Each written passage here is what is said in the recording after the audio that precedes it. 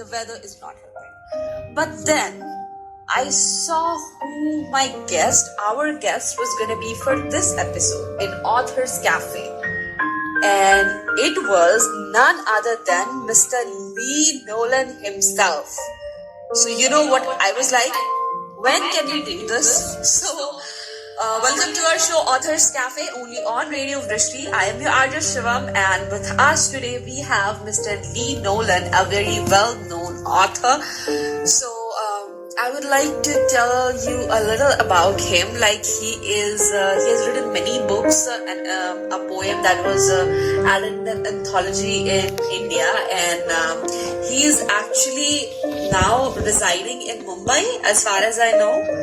But let's get to know him by knowing him directly. So let's pass on the mic to him to say hello to you. Hello. Shivam, thank you very much for having me. I'm very excited to be here.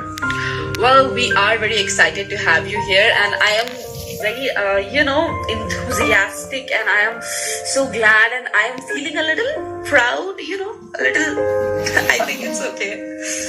So, where are you currently residing, sir? Yeah, you're correct. I relocated from Delhi down to Mumbai 2 years ago. So I've been living down here for the last 2 years. So how is your experience in Mumbai? I mean, it is a very crowded area. It is, but I came from Delhi, so it's not much of a change. I love Mumbai. I absolutely love it here. Yeah. So are you really saying that you love Mumbai compared to New Delhi? Because the transport in Mumbai, it sucks, I must say. Shivam, you are not going to draw me into that argument. I've been cornered by that question so many times. I am not going to pick a city. Okay, you're not going to pick a city. Okay, so that is it. But I have a lot of questions for you. Like your first book, it was Memoirs of a Motorcycle Madman. Yes. Yeah, so I want to know, what is it? What is it about? I mean, the title, it's so confusing. I don't get it. Well, basically, when I first moved to India, I've been here 7 years now. Okay. And when I first came, I've always been a motorcycle enthusiast. And the fastest way for me to assimilate, and make new friends was to do what I know best, and that was to join a motorcycle club. So I joined the largest one in India, the India Bull Riders.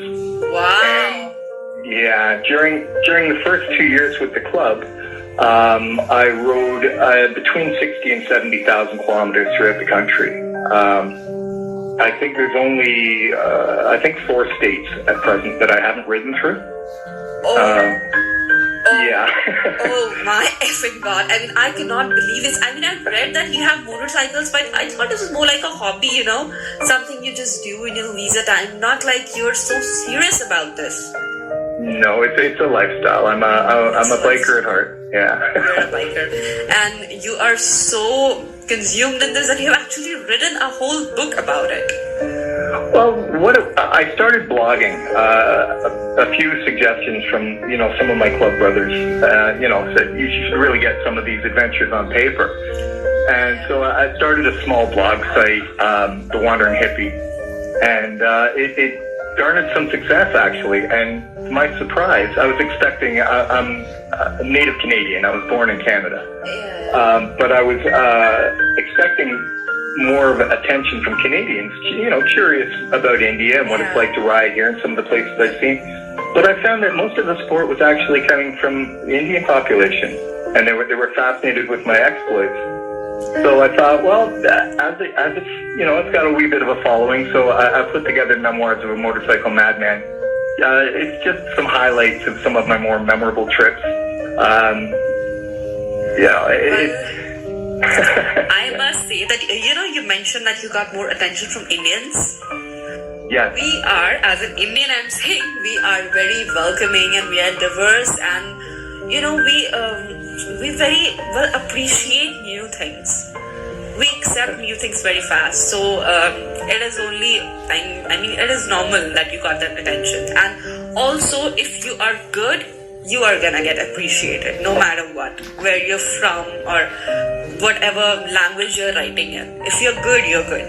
That is it. That's one of the things that has really endeared the country to me is just the genuine openness and warmth of the people. I mean, hey, I married one, so you can't all be, you're pretty good people. Okay, so you married an Indian?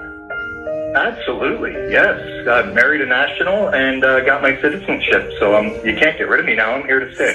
Yeah. I would love for you to stay because I'm enjoying this conversation. And if you were based in Canada or somewhere else, the phone charges would be a lot. It would be difficult to connect with you. So, by the way, your wife, she is a resident Indian. She's born here.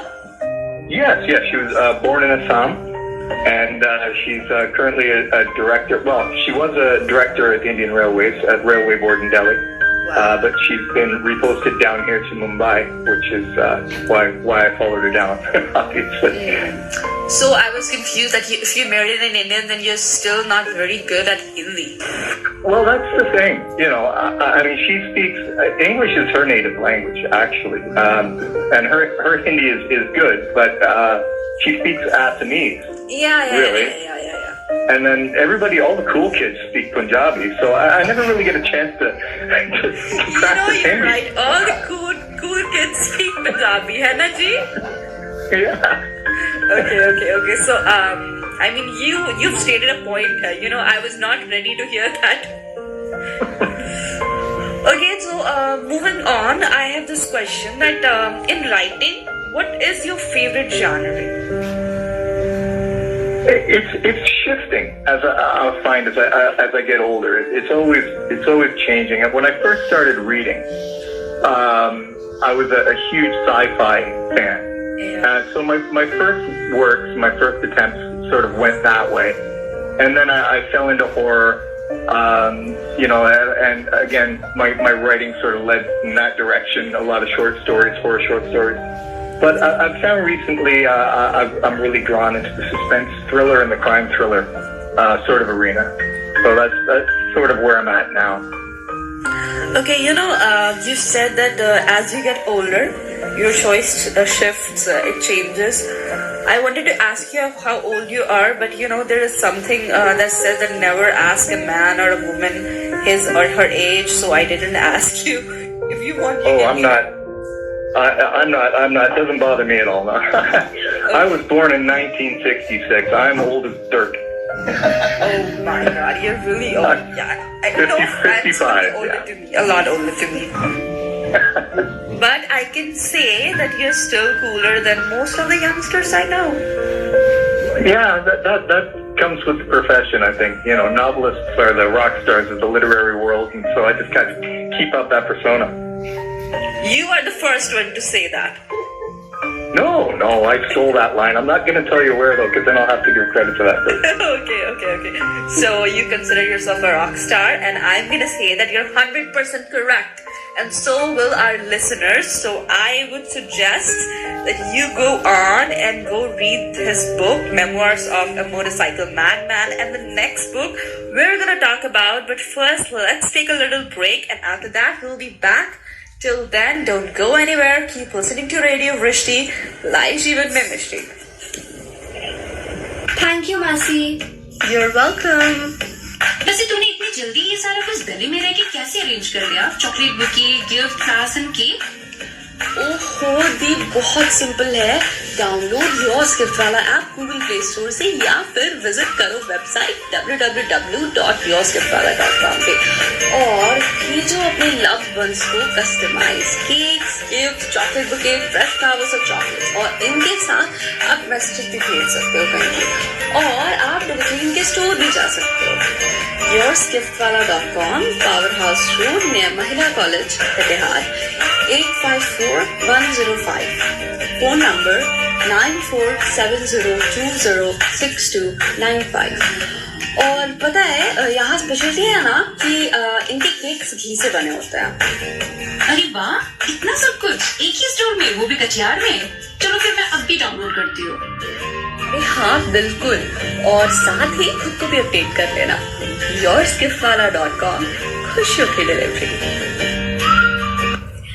Hey guys, welcome to our show Authors Cafe. I am your RJ Shivam and I am back with our show, and today we have with us our guest, Mr. Lee Nolan. So, first of all, I have to say that this is one of the most exciting interviews I have ever had. This is so much fun and I'm so glad and so proud to have him here as a guest. So, proceeding further, so my first, I don't think it's the first question, but it's kind of the main first question that I'm going to ask you, that how you got into writing. I mean, is that something you always wanted to do, or was it your secret talent as a kid, or was it your hobby in school, or is it something that grew over time? What is it? Well, a combination of all those things, actually. I mean, right from a very young age, I was an avid reader. It was passed on to me from my father. My father was a huge reader. And so he started passing books off to me when I was 5, 6, 7, 8 years of age. By the time I was 11 or 12, I read most of the classics, and so I developed a really strong love of books and of writing. And then just my natural personality, I'm a bit of a class clown, and I love to entertain. I love to tell jokes. I play guitar. I was actually, it was funny, we mentioned rock star earlier. I was in a rock band in Delhi. We got some airplay on the radio for a while. Okay, just stop right there. You were in a band in Delhi? Yeah, the Second String Project. I was the front man for a rock and roll band in Delhi for about 5 years. Okay, I think you should have led with that. Really? Oh. Is there anything you can do? I mean, it was a classic, I know about it, and you were, oh my god, how could I forget that? I mean, it was never mentioned in wherever I read about you, and this is so much exciting. This is, okay, I'm gonna let you proceed now. You can say. I should probably mention, though, that I've also done a little bit of acting. I was in ARD with Siddharth Malhotra. I was in Bo's Dead or Alive. You starred with Siddharth Malhotra. Yeah. Actually, I got him in trouble with the director. That was a great story. He's a great guy. I don't know if you've ever spoken with him, but he's a very down to earth guy. We got along very well. Oh my god! Oh my effing god! You are asking me if I've ever spoken with him. Of course, I have never spoken with him, but I am a really, really big fan. Like, he's the man of my dreams, and now you're saying that you have worked with him, and I'm not sure. I mean, is there anything you cannot do? You are a man of many talents, I'm not so great at cooking. I'm not. I gotta admit, I don't cook very well. Well, we have Zomato and Swiggy for that, so yes, that's true. It works. But I must say, you must be that, that guy every girl is crushing on in high school. The catch. I did alright, I guess. You're making me blush. Yeah, I did okay. Yeah, you don't want to brag. I get it. Okay, so I wanted to ask you about your second book. Yes. It was titled Blood and Brown Sugar. Yes. I am confused. What does this mean? Blood is blood, I know, and brown sugar is... I know what brown sugar is, but what does it mean? The title itself is... it will make more sense once you've read the book. But the word blood is in reference to the bonds of brotherhood that the bikers feel within the book, and of course it lends to the violence. It's a crime thriller, so there's quite a bit of violence. So that's the blood, and brown sugar is it's heroin, basically. So it's blood and brown sugar. I mean, the title itself is very appealing. I want to know more about, if we had the time, I would spend the whole time discussing about this, how it got, violent, and how the drugs got involved and everything. So I think our listeners are feeling that same effect. So can you tell them where they can find the book? Absolutely everywhere. On every digital platform you can think of. It's on Kobo, it's on Amazon, obviously, Flipkart. a bunch that I've never heard of. It's not hard to find. And as far as physical paperback copies, I haven't been given, actually, it's just a new release. It was just released on the 12th of October. So I haven't been given an updated list on the bookstores that are carrying it. But it won't be difficult to find. Okay, so, hey book club, I'm gonna say this once and once only. Just go, order that book, read it, and give an amazing response, because I'm pretty sure it's amazing and it's a very new release, so it's up to us to make it a hit, right? Absolutely, yes. So we are gonna do that. I can hear you back. I can hear my audience back, but I know they're saying that they're gonna make it a hit. Okay. So that would be fantastic. Yeah. Moving on, I had another question about why did you move to India from Canada? Love is the short answer. I met my wife here, and we dated. Well, dated is a loose word. I guess we jet set it around the world, meeting up, for 2 weeks once a year for many years, and then decided enough's enough. And at the time, I was working in the fire protection industry. I was the head of the estimating department in the fire protection company. Oh my God. And she was, as I said, she's a director in Indian Railways. And the original plan was for her to move to Canada to join me. And I sort of woke up one morning and had an epiphany. You know when you're having your coffee in the morning sometimes, and it's like somebody hits you in the back of the head with a stick, and you just sort of come to this grand realization. Yeah. And I realized that I'm asking her to uproot this brilliant career and relocate to a foreign country when I can do what I do anywhere. So I felt I was being a little pretentious, and so I said, why don't I come there? And it just worked out better all the way around. Yeah. Oh my God. I mean, there was gonna be another round when I asked you some personal questions, but I'm gonna ask it now. Do you have a brother? A very younger one? He's not younger, unfortunately. No, he's older than me. I mean, anyone, where can I find someone like you? I mean, are there any relatives or anyone like you? I mean, I would really much like to know someone who relocated from Canada to India. You understood the situation. You understood the assignment. You knew that she couldn't move there. And you understood that life is too short to spend it without the person you love. And that is so freaking romantic and awesome at the same time. I didn't really think of it in that way at the time. It was more, what's the fastest way that we can be together, and it just made more sense.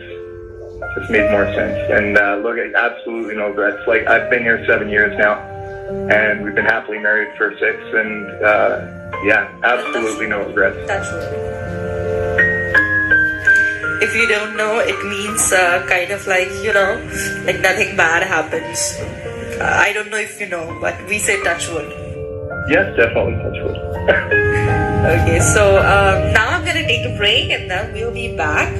Till then, don't go anywhere. Keep listening to Radio Vrishti, Lai Jeevan Mein Mishti.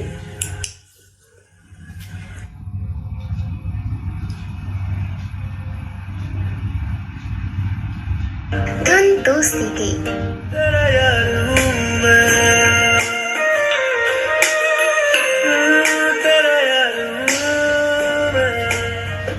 धुन मस्ती की मटर गश्ती खुली सड़क में तकड़ी तड़क भड़क में धुन प्यार में डूबी हुई कश्ती की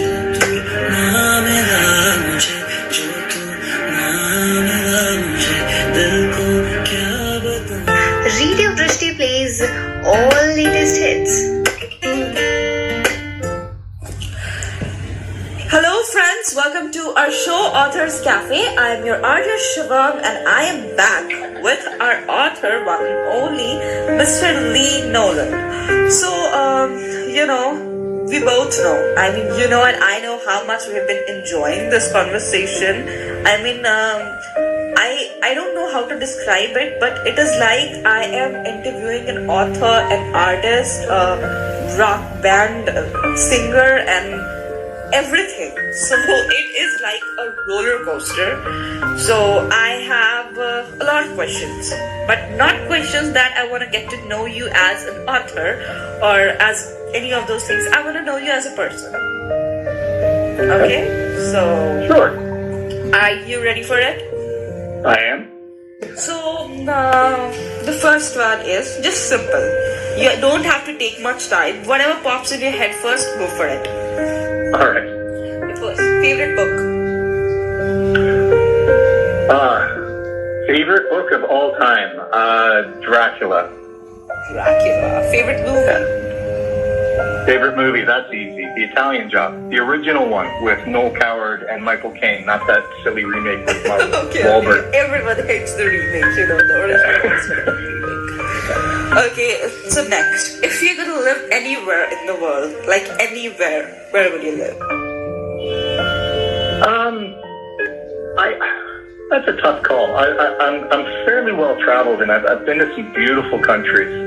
I'm very comfortable here in India, to be honest.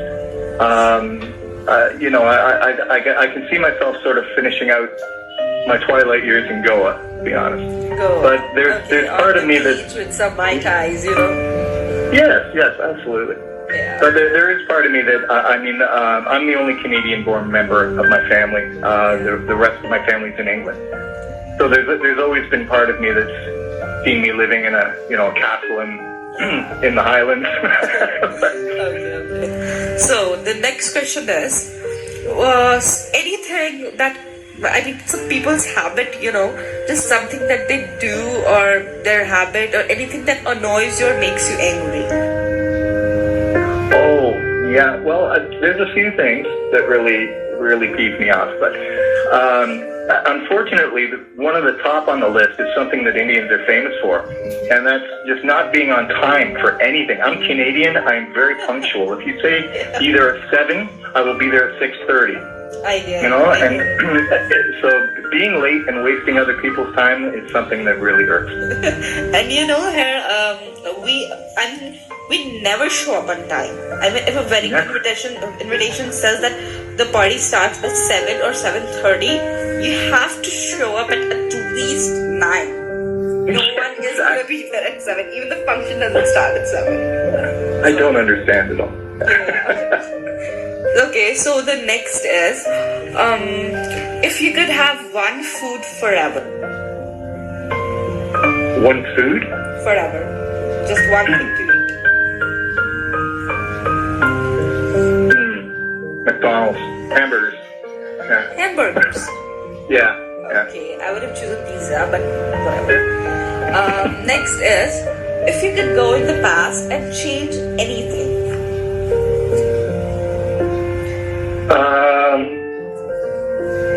There's a couple that really spring to mind, but those who know me well would expect me to say I'd probably step in front of the bullet that killed John Lennon.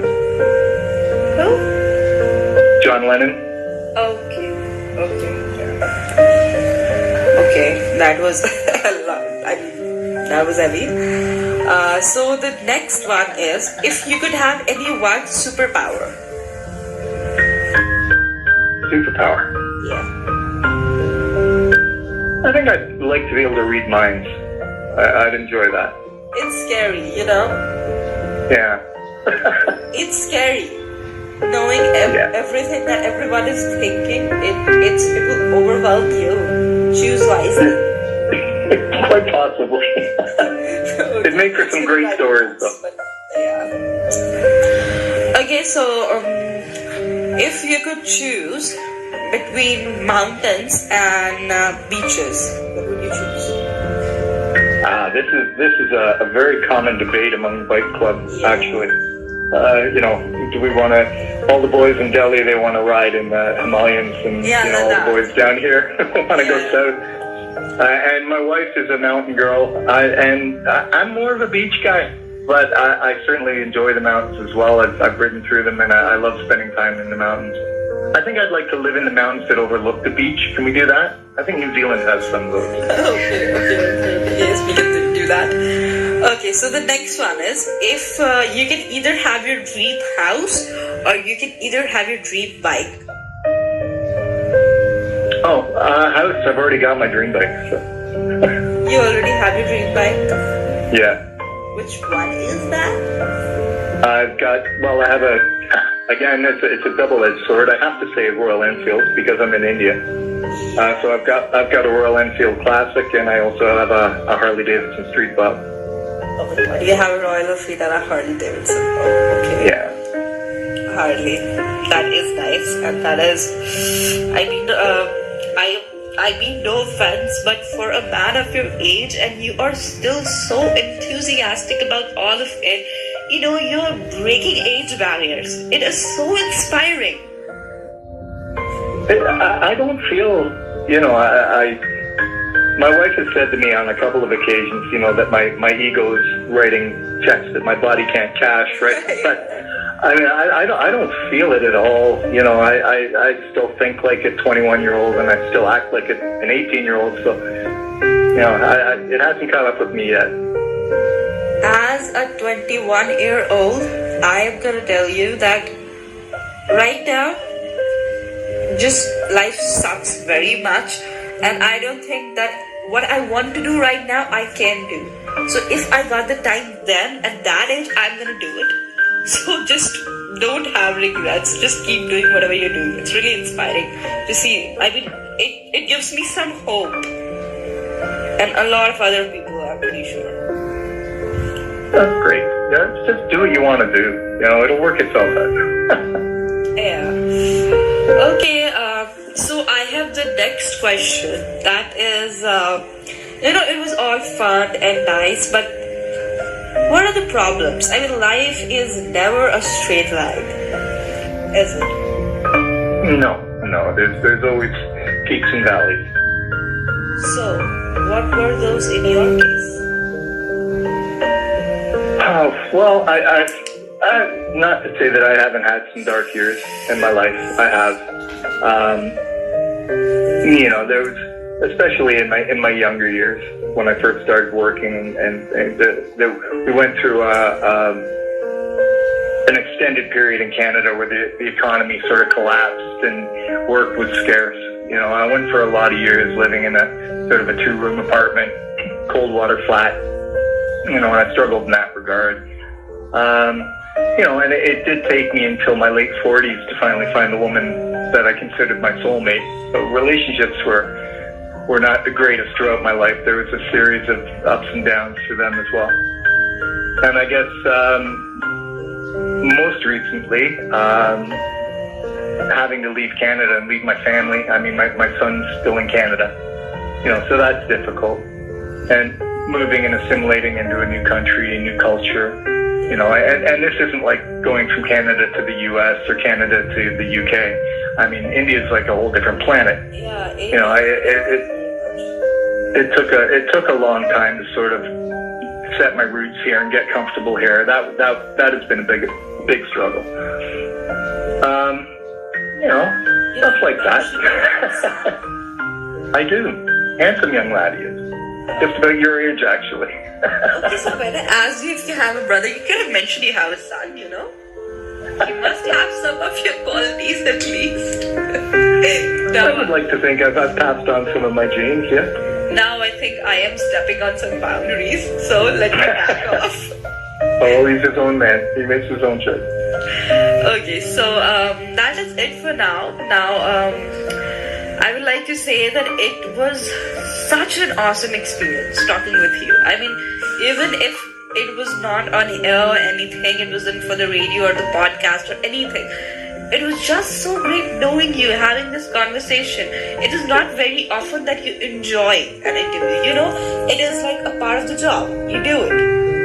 But with you, it was so awesome. I'm feeling this joy and pride. It is radiating out of me right now. We are so glad to have you on the show. Thank you very, very much. And I've had an absolutely wonderful time being here as well. I have to say, it's not that I get interviewed every other day, but on the rare occasions that I have been, they certainly hasn't been as exciting as this. Well, that was something, it made me blush, kind of, because it is an honor. So, lastly, Team Vrishti and RJ Shivam, thank you very much for being here. So, here we conclude our show, but I hope that when you release your next book, we meet again and we're gonna talk about what thrilling title you give to that book and what it means. I can tell you if you want. Well, the sequel's going to be Blood in Bombay Black. You are a tease. You are a tease, man. You are a tease. Now our audience is gonna keep thinking about what is it, when is it coming out. But okay, I'm gonna wait till then, and then we're gonna have you back here. Okay? Wonderful. Yes, absolutely. Okay, so here we end our journey, but thank you all for listening to us and for being with us. So we'll meet again next week. Till then, don't go anywhere. Keep listening to Radio Vrishti. Live Jeevan mein Vrishti.